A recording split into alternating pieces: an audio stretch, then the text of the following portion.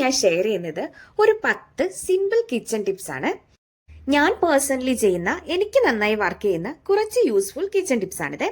ഇത് നമ്മുടെ cooking easy ആക്കാനും കിച്ചണിൽ ചിലവഴിക്കുന്ന ടൈം സേവ് ചെയ്യാനും എല്ലാം ഹെൽപ്ഫുൾ ആവും. അപ്പോൾ വീഡിയോ ഇഷ്ടമായാൽ ലൈക്ക് ചെയ്യാനും സബ്സ്ക്രൈബ് ചെയ്യാനും മറക്കല്ലേ. നിങ്ങൾ എൻ്റെ വീഡിയോ ഇഷ്ടപ്പെട്ട് ലൈക്ക് ചെയ്യുമ്പോഴാണ് യൂട്യൂബ് എൻ്റെ വീഡിയോ കൂടുതൽ പേരിലേക്ക് റെക്കമെൻഡ് ചെയ്യുക. അതാണ് കേട്ടോ. അപ്പോൾ നമുക്ക് ടിപ്സിലേക്ക് പോവാം.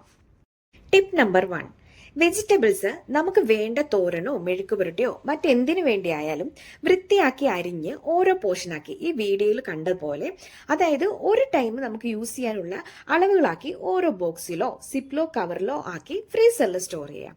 ഇതൊരു 2 to 3 വീക്സ് കൂടുതൽ കേടുകൂടാതെ ഫ്രീസറിൽ സൂക്ഷിക്കാൻ പറ്റും. പിന്നീട് ഉപയോഗിക്കാൻ എടുക്കുമ്പോൾ തണുപ്പ് മാറ്റാതെ ഫ്രോസൺ ആയി തന്നെ പാനിലേക്ക് ഇടണം. ഒരു 10 മിനിറ്റ്സിൽ തന്നെ വെജ് കുക്കായി കിട്ടും. ടിപ്പ് നമ്പർ 2, ചിക്കൻ സ്റ്റോർ ചെയ്യാൻ വേണ്ടിയിട്ട് ചിക്കൻ നമ്മൾ നന്നായി വാഷ് ചെയ്ത് പെപ്പർ പൗഡർ, മുളക് പൊടി, മഞ്ഞൾപ്പൊടി, ഉപ്പ് ഇത്രയും, അല്ലെങ്കിൽ മഞ്ഞൾപ്പൊടിയും ഉപ്പും കുറച്ച് നാരങ്ങാ നീരോ അതല്ലെങ്കിൽ വിനാഗിരിയോ മാത്രം ചേർത്ത് മാരിനേറ്റ് ചെയ്ത് ഓരോ ടൈം കുക്ക് ചെയ്യാനായിട്ട് ആവശ്യമുള്ള പോർഷൻസ് ആക്കി ഫ്രീസറിൽ സ്റ്റോർ ചെയ്യാൻ പറ്റും. അത് ഓരോ ടൈം നമ്മൾ എടുക്കേണ്ട പോർഷൻസ് തന്നെ ആക്കി വെക്കണം. എന്തെന്ന് പറഞ്ഞാൽ നമ്മൾ എടുത്തു അതൊന്ന് തണുപ്പിച്ച് കുറച്ച് പോർഷൻ എടുത്തിട്ട് വീണ്ടും ഫ്രീസറിൽ വെക്കുന്നത് നല്ലതല്ല. അതിൽ ബാക്ടീരിയൽ ഗ്രോത്ത് ഉണ്ടാവും. അതുകൊണ്ട് നമ്മൾ ഉപയോഗിക്കേണ്ട പോർഷൻ നെക്സ്റ്റ് ഡേ നമുക്ക് ഉപയോഗിക്കാൻ വേണ്ടിയിട്ടാണെന്നുണ്ടെങ്കിൽ തലേ ദിവസം നൈറ്റ് വേണ്ട പോർഷൻസ് നമുക്ക് ഫ്രിഡ്ജിലേക്ക് മാറ്റാം. അപ്പോൾ ചിക്കൻ സോഫ്റ്റ് ആയി തന്നെ ഇരിക്കും. ഈ മെത്തേഡ് യൂസ് ചെയ്താൽ ചിക്കൻ ഫ്രീസറിൽ നമുക്ക് മോർ ദാൻ 1 മന്ത് സ്റ്റോർ ചെയ്യാൻ കഴിയും. ഫ്രീസറിൽ സ്റ്റോർ ചെയ്യുമ്പോൾ ചിക്കനിൽ ബാക്ടീരിയ ഗ്രോത്തിനെ സ്റ്റോപ്പ് ചെയ്യുന്നുണ്ട്. പിന്നെ മാരിനേറ്റ് ചെയ്ത് വെക്കുമ്പോഴേക്കും അസിഡിക് അല്ലെങ്കിൽ സോൾട്ട് കണ്ടന്റ് ബാക്ടീരിയ ഗ്രോത്തിനെ കുറയ്ക്കും. അതുപോലെ ഉപയോഗിക്കാൻ എടുക്കുമ്പോൾ റൂം ടെമ്പറേച്ചറിൽ വെച്ച് തണുപ്പ് മാറ്റി എടുക്കരുത്.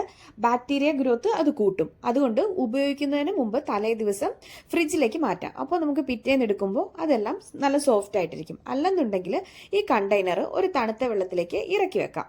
അങ്ങനെ ചെയ്യാം. ടിപ്പ് നമ്പർ 3, ഫിഷ് എങ്ങനെയാണ് നമുക്ക് കൂടുതൽ നാള് സ്റ്റോർ ചെയ്യാൻ പറ്റുമെന്ന് നോക്കാം. ഫിഷും നമ്മൾ ചിക്കൻ ചെയ്തതുപോലെ തന്നെ നന്നായി ക്ലീൻ ചെയ്യണം. അതും നമ്മൾ ഉപയോഗിക്കുന്നതിനാവശ്യമായ പോർഷൻസ് ആക്കി ഓരോ ബോക്സിലേക്ക് ആക്കണം.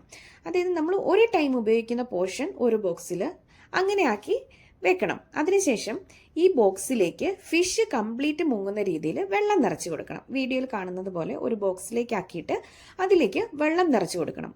അതിനുശേഷം ബോക്സ് നല്ല എയർ ടൈറ്റ് കണ്ടെയ്നർ ആയിരിക്കണം. അത് നന്നായിട്ട് അടച്ച് ഫ്രീസറിലേക്ക് സ്റ്റോർ ചെയ്യാം. ഈ മെത്തേഡ് യൂസ് ചെയ്താൽ 1 മന്ത് വരെ ഫിഷ് ഫ്രഷ് ആയിരിക്കും. സ്മെല്ലും കുറയും. ഉപയോഗിക്കുന്നതിന് പ്രീവിയസ് നൈറ്റ് ഫിഷ് ബോക്സ് ഫ്രീസറിൽ നിന്ന് ഫ്രിഡ്ജിലേക്ക് മാറ്റാം. നമ്മൾ ചിക്കൻ ചെയ്തതുപോലെ തന്നെ അത് റൂം ടെമ്പറേച്ചറിൽ വെക്കാതെ നമുക്ക് ഉപയോഗിക്കുന്ന പിറ്റേന്ന് രാവിലെയോ എപ്പോഴാണെന്ന് വെച്ചാൽ ഉപയോഗിക്കേണ്ടതെന്നുണ്ടെങ്കിൽ തലേ ദിവസം നൈറ്റ് നമുക്കത് ഫ്രിഡ്ജിലേക്ക് മാറ്റാം. ഇങ്ങനെ ചെയ്യുമ്പോൾ സ്ലോ ആയി മെൽറ്റ് ആകും. ടെക്സ്ചർ നല്ല ഫ്രഷ് ആയിട്ടിരിക്കുകയും ചെയ്യും. ഞാനിവിടെ എടുത്തിട്ടുള്ളത് ഒരു 3 ടൈപ്പ് ചെമ്മീനും പിന്നെ മത്തിയുമാണ്. അത് മാത്രമല്ല, ഏത് ഫിഷും നമ്മൾ കട്ട് ചെയ്ത് മേടിക്കുന്ന വലിയ വലിയ ഫിഷ് ഉണ്ടല്ലോ, അതെല്ലാം തന്നെ ഈ മെത്തേഡിൽ നമുക്ക് ഫ്രീസറിൽ സ്റ്റോർ ചെയ്യാൻ പറ്റും.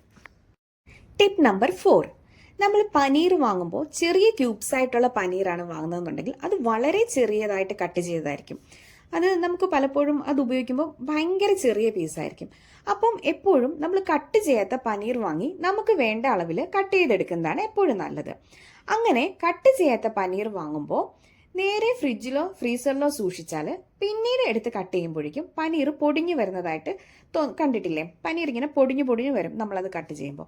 അപ്പോൾ അങ്ങനെ ആ പൊടിഞ്ഞു വരുന്നത് ഒഴിവാക്കാനായിട്ട് നല്ല പെർഫെക്റ്റ് ആയിട്ട് പനീർ കട്ട് ചെയ്യാൻ വേണ്ടിയിട്ട് നമ്മളത് വാങ്ങി വരുമ്പോൾ ഫ്രിഡ്ജിലോ ഫ്രീസറിലോ സ്റ്റോർ ചെയ്യുന്നതിന് മുന്നേ തന്നെ നമുക്ക് വേണ്ട അളവിൽ, നമുക്ക് എന്ത് അളവിലാണോ അത് കട്ട് ചെയ്ത് വെക്കേണ്ടത് ആ അളവിൽ കട്ട് ചെയ്തിട്ട് ഒരു ബോക്സിലോ സിപ്ലോ കവറിലോ ആക്കി ഫ്രിഡ്ജിലോ ഫ്രീസറിലോ സ്റ്റോർ ചെയ്യാം. ഇത് ഫ്രിഡ്ജിലാണ് സ്റ്റോർ ചെയ്യുന്നുണ്ടെങ്കിൽ ഒരു 2-3 ഡേയ്സ് മാത്രമാണ് നമുക്കിത് ഉപയോഗിക്കാൻ പറ്റുക. ഫ്രീസറിൽ സ്റ്റോർ ചെയ്താൽ മോർ ദാൻ 2 മന്ത്സ് നമുക്കിത് ഉപയോഗിക്കാൻ സാധിക്കും. ടിപ്പ് നമ്പർ 5, ബട്ടർ നമ്മൾ ഫുള്ളായിട്ട് ഇങ്ങനെ വാങ്ങുമ്പോൾ അത് ക്യൂബ്സ് ആയിട്ട് കട്ട് ചെയ്ത് എയർ ടൈറ്റ് ബോക്സിൽ വെച്ച് ഫ്രിഡ്ജിൽ സ്റ്റോർ ചെയ്യാം. പിന്നെ ഉപയോഗിക്കാൻ വേണ്ടി എടുക്കുമ്പോൾ 1-2 നമുക്ക് വേണ്ടത്ര ക്യൂബ്സ് എടുത്ത് യൂസ് ചെയ്യാൻ വളരെ എളുപ്പമായിരിക്കും.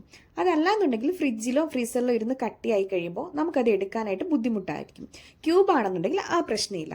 ഇത് ഫ്രിഡ്ജിലാണെങ്കിൽ 1 മാസം വരെയും ഫ്രീസറിലാണെങ്കിൽ നമുക്കൊരു 6 മന്ത്സിൽ കൂടുതൽ വരെയും സ്റ്റോർ ചെയ്യാൻ പറ്റും.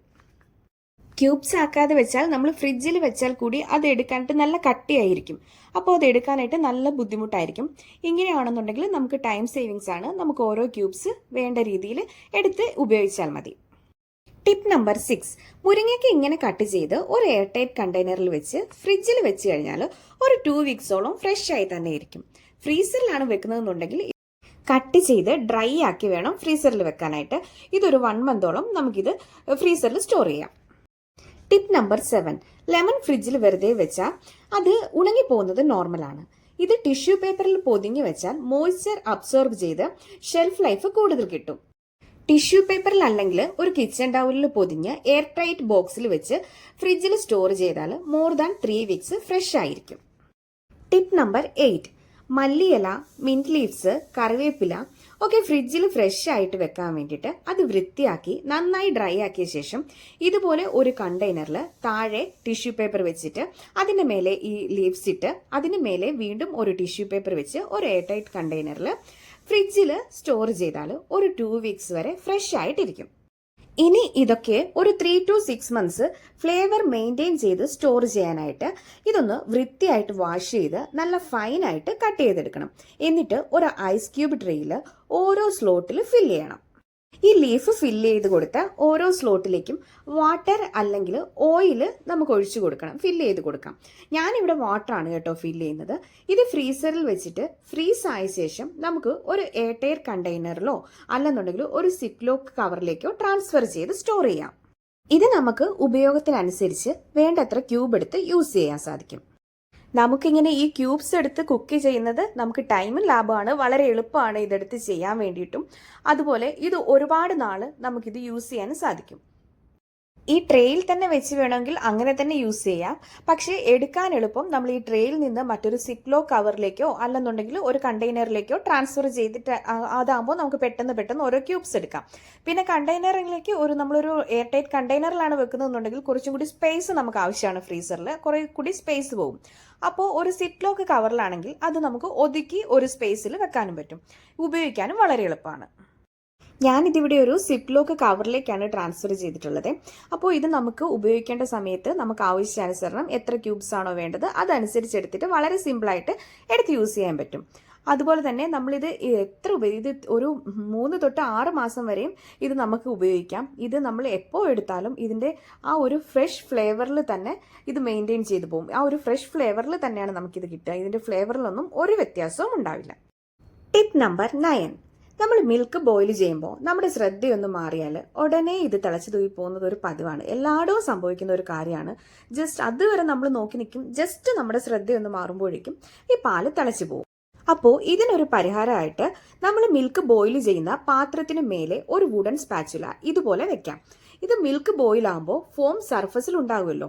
ഈ വുഡൻ സ്പാച്ചുല ഫോമിന്റെ സർഫസ് ടെൻഷൻ ബ്രേക്ക് ചെയ്യും. ഫോം ക്വിക്ലി ഓവർഫ്ലോ ആകാൻ ടൈം കിട്ടില്ല. വുഡ് സർഫസ് കൂൾ ആയതുകൊണ്ട് ബോയിലിംഗ് ഫോം അവിടെ ബ്രേക്കായി തിരിച്ച് പാനിൽ തന്നെ തിരിച്ചു പോകും. അതുകൊണ്ട് ഇത് തിളച്ചു തൂവില്ല.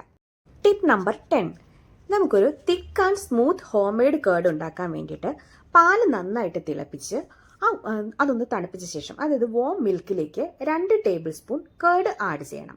അതിനുശേഷം വിസ്ക് കൊണ്ട് ഈ പാലും തൈരും നന്നായിട്ട് മിക്സ് ചെയ്യണം.